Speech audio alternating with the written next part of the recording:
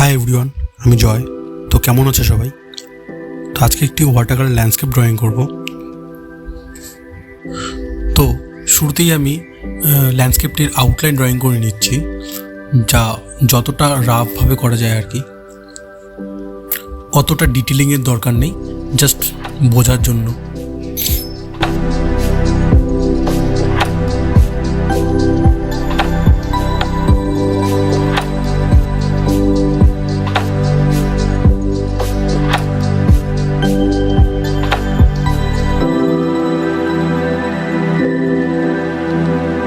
তো আকাশে আমি ইউজ করছি স্কাই ব্লু আর জল, তারপর কিছুটা গ্যাম্বোজি হলো।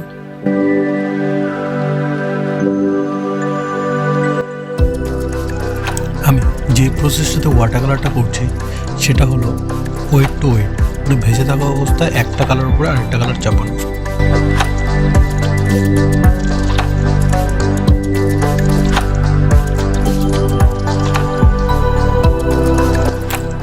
আর পাহাড়ে ইউজ করছি শ্যাপ গ্রিন আর পার্সিয়ান ব্লু আর ভিলটেন হিউ মিক্স করে।